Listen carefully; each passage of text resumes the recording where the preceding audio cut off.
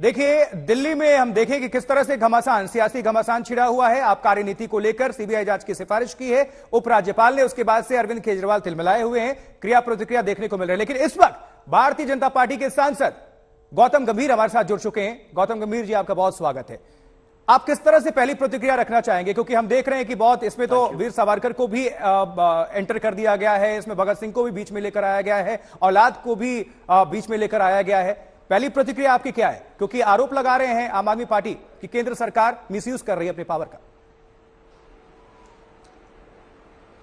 देखिए, बहुत बेशर्म है वो लोग जो भगत सिंह जी के नाम पे राजनीति करते हैं।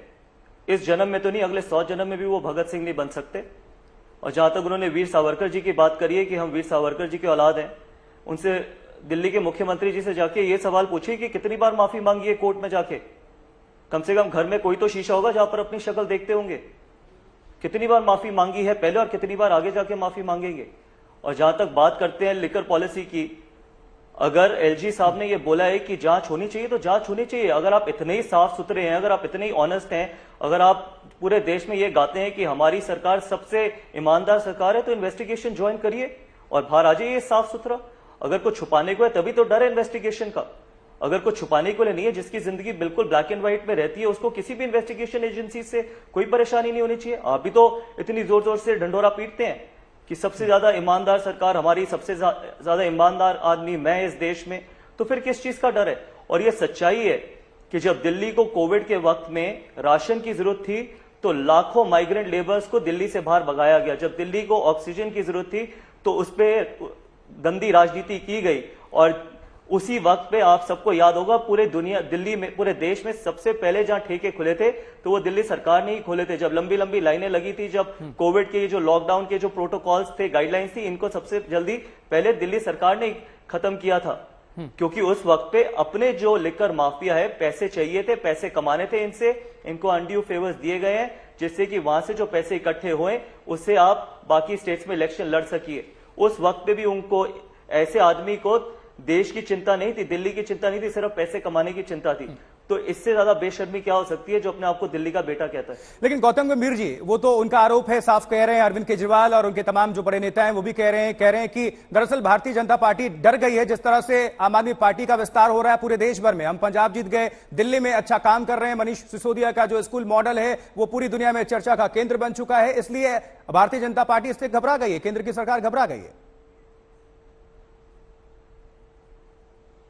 देखिए, इस जन्म में तो नहीं घबराएगी, अगला जन्म लेना पड़ेगा अरविंद केजरीवाल जी को और उनकी पार्टी को, कि अगर हम मुझसे घबराएं। क्योंकि जो ये एजुकेशन की बात करते हैं, वैसे कोई उनसे ये सवाल पूछता नहीं है। पिछले 7 साल में किसी ने अरविंद केजरीवाल जी से सवाल पूछा नहीं है। आई होप कि आप अपने माध्यम से एक दिन सवाल पूछेंगे।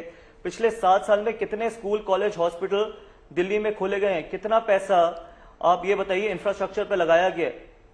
कितना इन्होंने तो बोला था कि हम 100 स्कूल, 100 कॉलेज, 100 हॉस्पिटल, जन रसोई 100 खोलेंगे। एक भी खुली है? एक फ्लाईओवर का इनॉग्रेशन हुआ है पिछले 7 साल में। ये जो दिल्ली मॉडल की बात करते हैं, दिल्ली मॉडल सिर्फ इनके 2 ही मॉडल हैं। पहला मॉडल ये है कि ये जो बिजली कहते हैं कि हम मुफ्त में देते हैं, ये जो सारी बिजली का खर्चा है, 11 लाख घर दिल्ली के पूरी बिजली का खर्चा उठाते हैं। और जो ये फ्री पानी की बात करते हैं, आज आप दिल्ली में पूरी जनता, किसी भी व्यक्ति से पूछ लीजिए किस तरीके का पानी उनके घर में आता है। क्या पीने लायक पानी आता है? क्या आपके घर में पीने लायक पानी आता है? आप एजुकेशन की बात करते हैं ना, बताइए बाहर आके के 7 साल में कितने स्कूल खोले हैं आपने, कितने नए कॉलेजेस खोले हैं? क्यों नहीं बताते? क्या है ये दिल्ली मॉडल? दिल्ली मॉडल सिर्फ 2 है, करोड़ों रुपए टैक्स पेयर के एडवर्टाइजमेंट पे लगाओ, बड़े बड़े ऐड दो, अपनी शक्ल चमकाओ, अपनी राजनीति चमकाओ, दिल्ली की जनता को उनके हाल पे छोड़ दीजिए। और कोई दिल्ली मॉडल नहीं है। अरविंद केजरीवाल कह रहे हैं, उनके नेता कह रहे हैं कि सत्येंद्र जैन को पहले फंसा दिया गया, गलत आरोप लगाकर, मिसयूज किया गया, पावर का दुरुपयोग किया गया है, ईडी, सीबीआई सब कुछ छोड़ दिया गया है, कुछ हासिल नहीं हुआ। अब मनीष सिसोदिया को भी फंसाने की तैयारी चल रही है।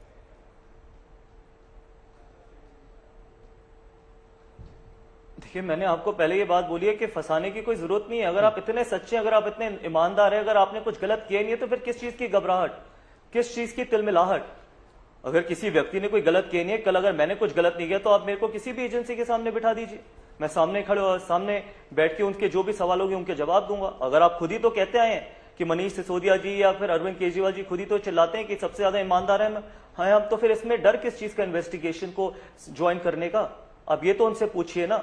अगर आपने कुछ भी गलत नहीं किया, अगर आपका लिकर माफिया के साथ किसी तरीके का कोई टाई अप नहीं, अगर आपने उनको कोई फेवर नहीं दिया, तो किस चीज का डर है? गौतम जी, इसके पीछे तिलमिलाहट क्या दिखाती है? ये बौखलाहट जो ये तमाम स्टेटमेंट्स आ रहे हैं, चाहे वीर सावरकर को लेकर या फिर भगत सिंह की एंट्री होती है, औलाद तक पहुंच जाती है, इसके पीछे की भूमिका क्या है? क्या सिंगापुर वाला अगर उनको अर्जी खारिज हो गई, नहीं जाने दिया गया, ये भी वजह मानते हैं आप?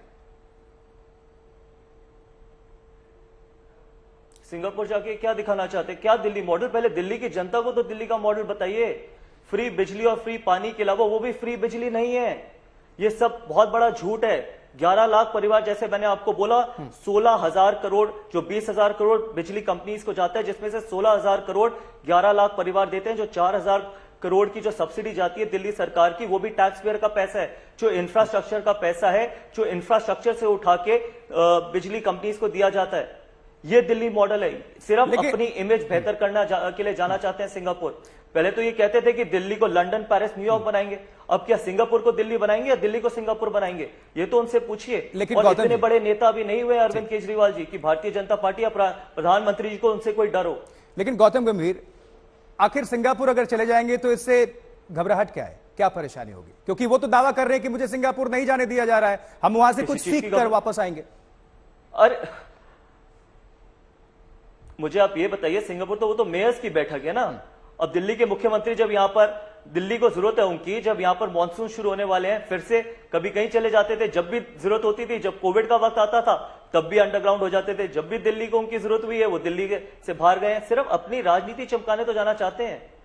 दिल्ली मॉडल क्या है आप ये तो बताइए, क्या है आपका दिल्ली मॉडल? आप एजुकेशन की बात करते हैं। सिंपल एक सवाल है, एक लाइन का सवाल है, एक लाइन का जवाब दे दीजिए। 7 साल में कितने नए स्कूल खोले आपने? नहीं, मनीष सिसोदिया तो अभी थोड़ी देर पहले प्रेस कॉन्फ्रेंस कर रहे थे, कह रहे थे कि 18 लाख बच्चों को पढ़ाया गया, मुफ्त शिक्षा दी गई, तमाम स्कूल खोल दिए गए, यहां तक कि अमेरिका की जो फर्स्ट लेडी है वो भी आती है स्कूल में, स्वागत होता है और तमाम देशों के। जी आप मैं आपसे कह रहा हूं, उन्होंने बोला ना कि तमाम नए स्कूल खोले गए। जो दिल्ली के उप मुख्यमंत्री है उनसे इतना पूछ लीजिए दिल्ली में कहां पर खोले गए, किस जगह खोले गए, हम वहां पर जाके दिखाएंगे। एक अगर स्कूल का ये बता दें कि इन्होंने नया स्कूल कहां खोला है, नया कॉलेज दिल्ली में कहां खुला है, तो ये स्टेटमेंट्स क्या हवाई आते हैं सामने चैनल पे आपके माध्यम से माफी मांगने के लिए आप पूछ लीजिए। ये हवाई तो उनकी तरफ से आप पूछ लीजिए। मैं तो आपको कह रहा हूं कि अगर उन्होंने कोई नए स्कूल, कॉलेज, हॉस्पिटल खोले हो तो मैं आपके माध्यम से माफी मांगने के लिए रेडी हूं उनसे। मैं आपके माध्यम से इतनी बड़ी चीज कह रहा हूं नेशनल चैनल पे, बताएं तो सही दिल्ली में कहां खुले हैं, ये कहां पर कितना इंफ्रास्ट्रक्चर, कितने फ्लाईओवर खुले उन्होंने पिछले 7 साल में? मॉडल है क्या? ये तो पूछिए आप लोग पूछते नहीं है, वो जवाब देते नहीं है। इसमें हमारी गलती तो नहीं है। और मैं आज आपके माध्यम से कहना चाहता हूं, इसी तरीके से अगर दिल्ली का हाल चलता रहा, आगे आने वाले 10 साल में दिल्ली रहने लायक जगह नहीं रहेगी।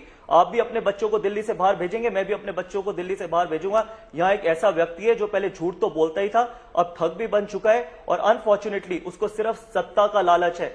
उस कुर्सी पे बैठने के लिए वो किसी भी हद तक गिर सकता है, खालिस्तानियों से समर्थन भी कर सकता है, पंजाब में सरकार बनाने के लिए दिल्ली की जनता को बेहाल भी कर सकता है, लिकर माफिया से हाथ मिला सकता है, और उसका कोई भी मॉडल नहीं है। अगर उन्होंने स्कूल खोले हैं, स्कूल का हमारे को पता बताइए कहां पर खोले हैं, हम वहां पर जाके देख लेते हैं। हम भी नहीं जाते, आप ही चले जाइए। हम तो चलो राजनीति करते हैं ना, आप ही चले जाइए अपने माध्यम से, सिंगापुर में दिखा दीजिए, दिल्ली की जनता को दिखा दीजिए कि कहां नए स्कूल खुले हैं।